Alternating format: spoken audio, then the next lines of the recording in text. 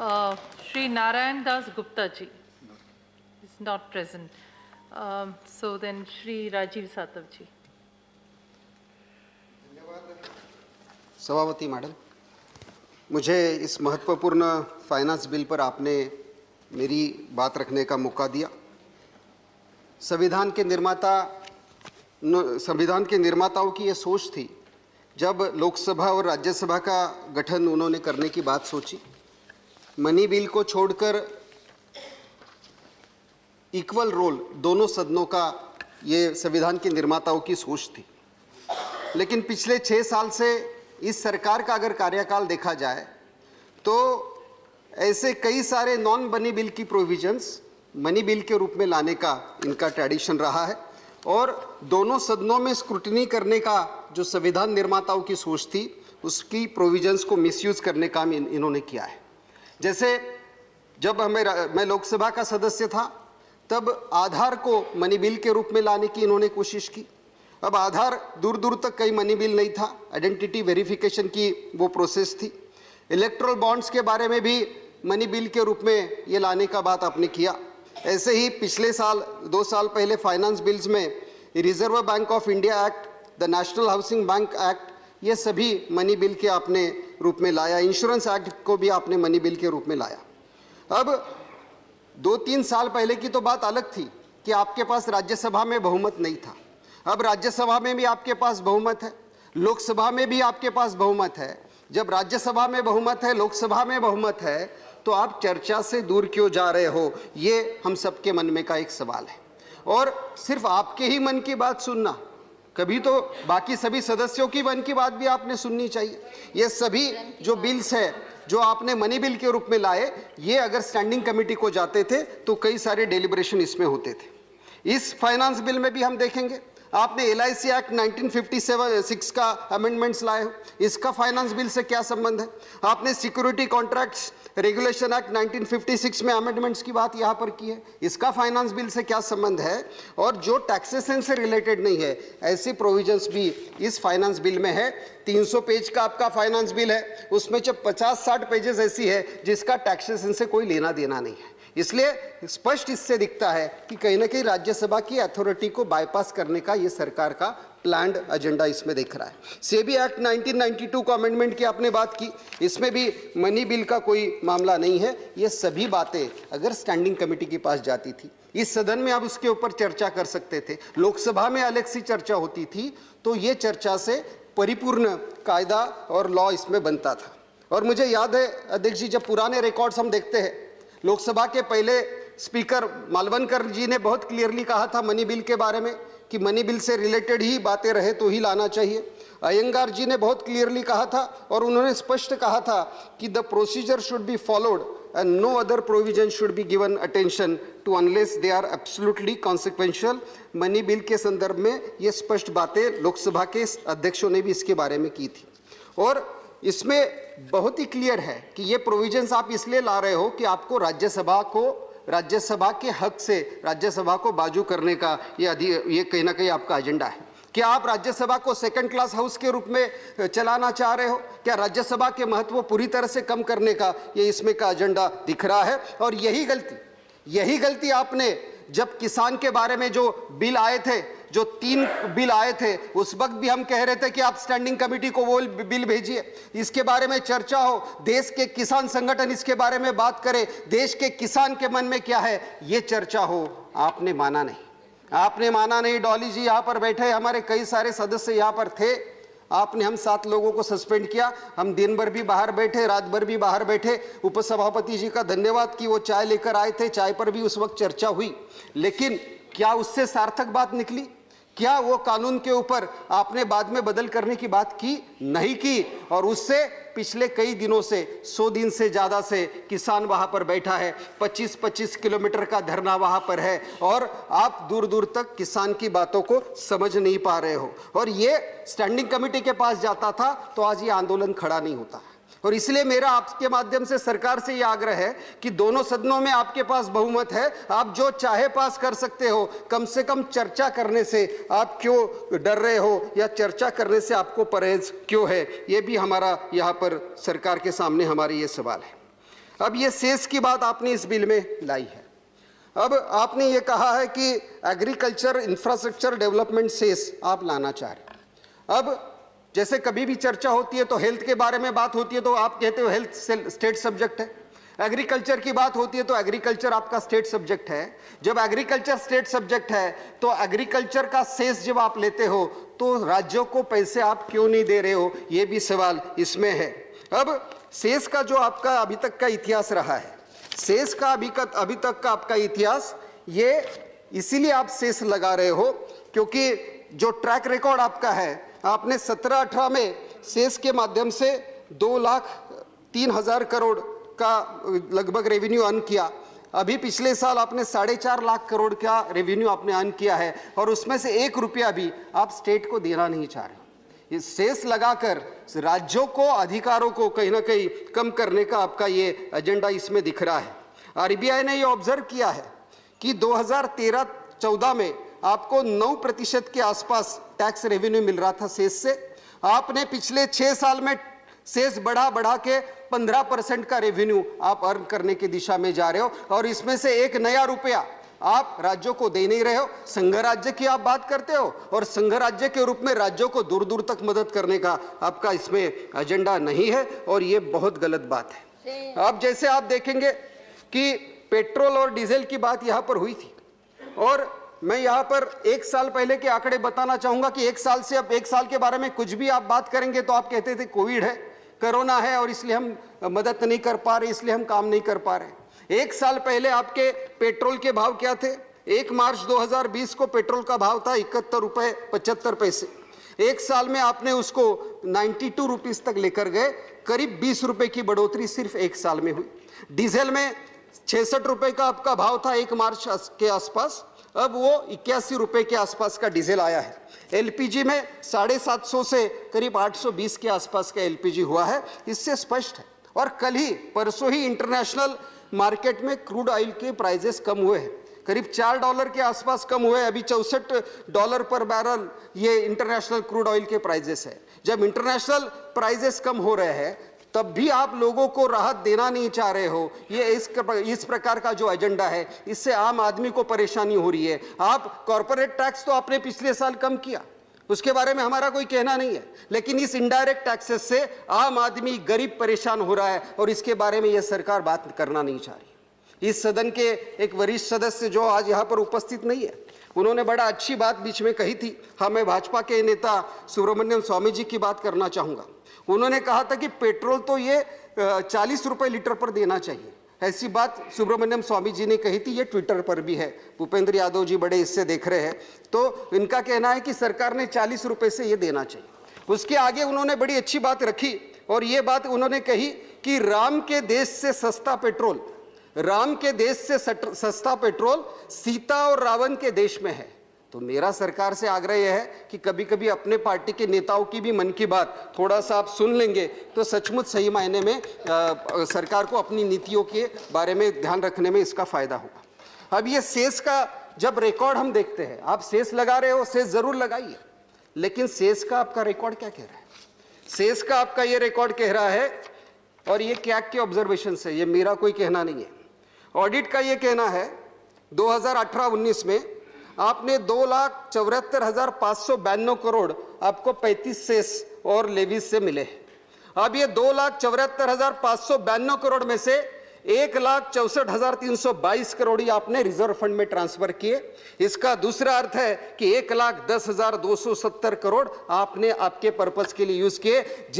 जिस बात के लिए पार्लियामेंट का आपके पास मैंडेट था, उस मैंडेट के खिलाफ जाकर आपने 1,10,270 करोड़ का यूज किया। यह पार्लियामेंट के मैंडेट का उल्लंघन है। यह कैग का ऑब्जर्वेशन है। यही बात आगे अगर देखा जाए तो जीएसटी कॉम्पनसेशन की बात अभी यहाँ पर प्रफुल्ल पटेल जी ने रखी, कई सारे राज्यों के बाकी नेताओं ने भी यहाँ पर बात रखी। जीएसटी कॉम्पनसेशन में 47,272 करोड़ का आपने शॉर्ट ट्रांसफर किया, ये कैग का कहना है, और 47,272 करोड़ आपने गलत तरीके से उसका इस्तेमाल किया। जहां पर आपको ग्रांट इन एड के रूप में देना नहीं था, वहां पर ग्रांट इन एड के रूप में दिया। और ये सभी बातें जीएसटी कॉम्पनसेशन सेस एक्ट 2017 का उल्लंघन है, ये ऑब्जर्वेशन में आया है। तो सेस आप जमा करना चाह रहे हो, लेकिन जो जमा कर रहे हो उसका खर्च तो ठीक तरीके से करिए, ये हमारे लिए चिंता का विषय है। यही बात सीआरएफ और सीआरएफ सेस में रही है। सीआरएफ और सीआरएफ जो शेष रहा है उसके 10,000 करोड़ आपने अलग जगह पर इस्तेमाल किए, ये से यहाँ पर कैग का ऑब्जर्वेशन है। इससे बड़ी गंभीर बात सभापति महोदया, इससे बड़ी गंभीर बात यह है कि 2018-19 में आपने हेल्थ एंड एजुकेशन सेस जमा किया, और वो कितना जमा किया? 41,309 करोड़ का हेल्थ एंड एजुकेशन सेस जमा किया। उसमें से एक नया रुपया भी आपने हेल्थ सेक्टर में खर्च नहीं किया है। तो जब आप हेल्थ के नाम पे सेस जमा कर रहे हो और एक नया रुपया एक साल में एजुकेशन के ऊपर खर्च नहीं कर रहे हो, ये बड़ी गंभीर बात है कि जिस बात के लिए आप सेस ले रहे हो वो भी आप उस दिशा में खर्च नहीं कर रहे हो। और कैग का ये ऑब्जर्वेशन है, no expenditure was incurred for the health sector out of the cess nor was any dedicated fund created for the purpose। ये क्या बात हो रही है? आप नाम बता रहे हो हेल्थ सेक्टर के लिए एक रुपया खर्च नहीं करोगे, अभी आप एग्रीकल्चर सेस के रूप में लोगे, किसान के हित के लिए उसका खर्चा नहीं करोगे, आपका डेफिसिट कम करने के लिए इस्तेमाल करोगे। ऐसा होगा, ऐसा चलेगा नहीं। ये पार्लियामेंट ने आपको जो मैंडेट और पार्लियामेंट के सामने जो बात आप रख रहे हो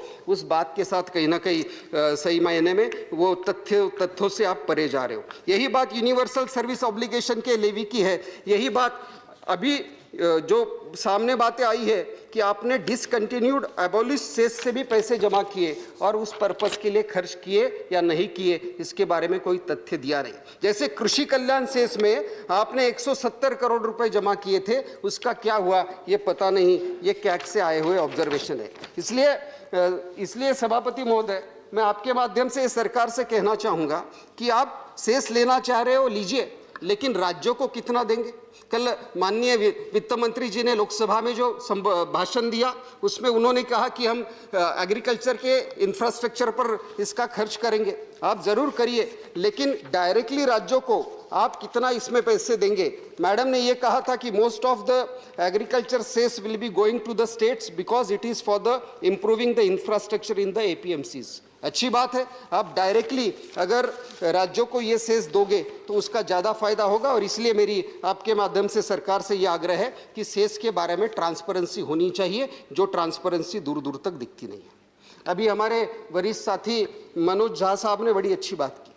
ये सरकार ने और सरकार के सभी नेता पिछले कई सालों से एक बात कर रहे हैं और वो कहते कि 70 साल में आपने क्या किया। अब 70 साल में हमने जो किया वही बेचने का प्रयास पिछले 6 साल से आप कर रहे हो और बेच नहीं पा रहे हो। 6 साल से आपने डिसइन्वेस्टमेंट की बात कही। आपने इस बार फिजिकल डेफिसिट का आपका टारगेट 6.8% के आसपास रखा है और उसमें सबसे बड़ी बात 1.75 लाख करोड़ का आपने डिसइन्वेस्टमेंट का टारगेट रखा है।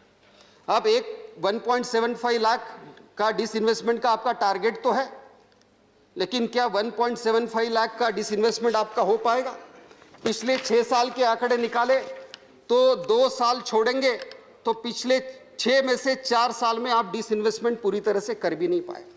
2015-16 में आपने 69,500 करोड़ के डिसइन्वेस्टमेंट का आपका टारगेट था, 34% का आपका टारगेट अचीव हुआ। 16-17 में आपका डिसइन्वेस्टमेंट का टारगेट था 56,500 करोड़, सिर्फ 81% आपका टारगेट अचीव हुआ। 17-18 और 18-19 में आपका टारगेट अचीव हुआ है, लेकिन 19-20 में आपका 47% टारगेट अचीव हुआ, 20-21 में 15% का टारगेट अचीव हुआ।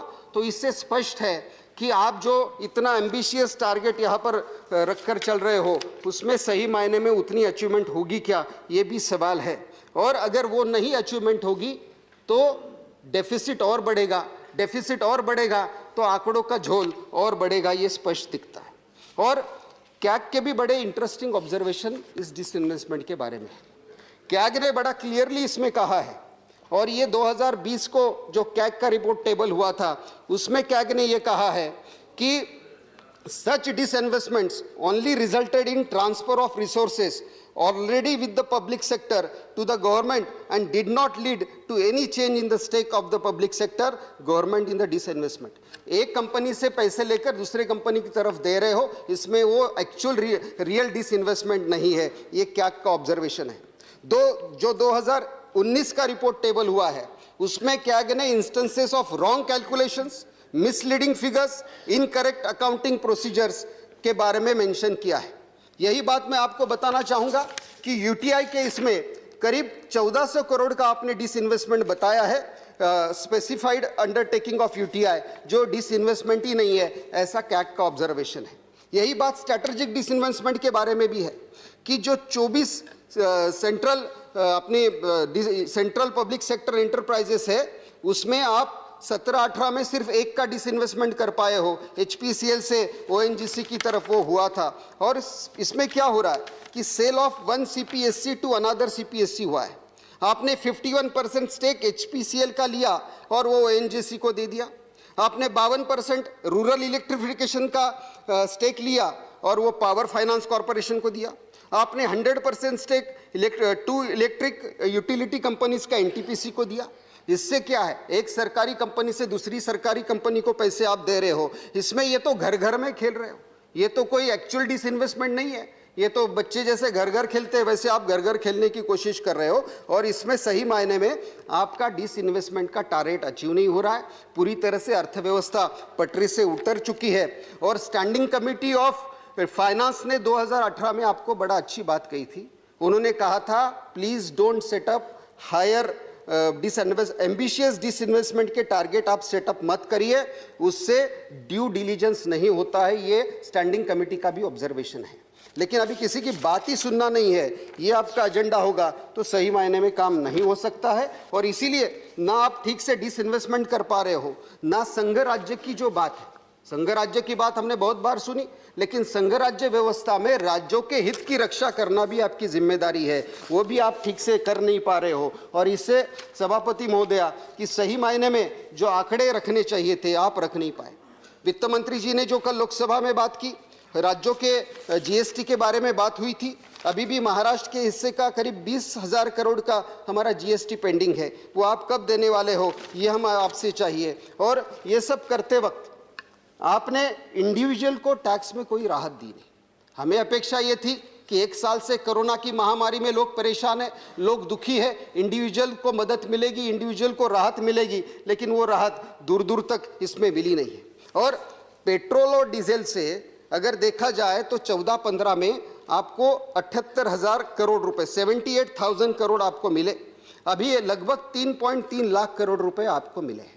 आप कहते हो जब भी पेट्रोल डीजल बढ़ाने की बात होती है, कम करने की बात होती है, आप कहते हैं राज्यों ने कम करना चाहिए। पिछले 5-6 साल में राज्यों ने टैक्स ही बढ़ाया नहीं है, तो राज्य कहां से कम करेंगे। राज्यों को टैक्स बढ़ाने का मौका ही दिया नहीं, आप ही हर वक्त टैक्स बढ़ाते चले गए। और इंटरनेशनल क्रूड ऑयल के प्राइसेस कम होने के बाद भी अगर आप पेट्रोल और डीजल और गैस के दाम कम नहीं करोगे तो सही मायने में आम लोगों के साथ ये राहत की बात नहीं है, ये आम लोगों के खिलाफ बात पूरी तरह से है। और इसीलिए मैं यहाँ पर एक बात रखना चाह रहा हूँ सभापति महोदय कि जो मदद इस सरकार द्वारा इस कोरोना की महामारी में होनी चाहिए वो नहीं हुई।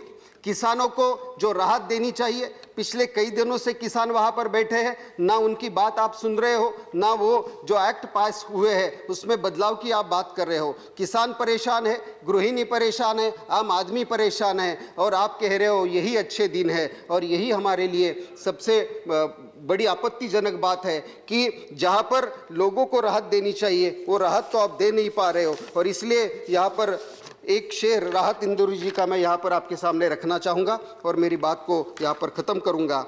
राहत इंदौरी जी ने कहा था कुछ और काम उसे आता ही नहीं शायद, कुछ और काम उसे आता ही नहीं शायद, मगर वो झूठ बहुत शानदार बोलता है, मगर वो झूठ बहुत शानदार बोलता है। इन्हीं शब्दों के साथ मैं मेरी बात को विराम देता हूँ। आदरणीय सभापति जी और सभी यहाँ पर मेरी बात सुनने के लिए बहुत धन्यवाद। Thank you, Rajiv Satar ji.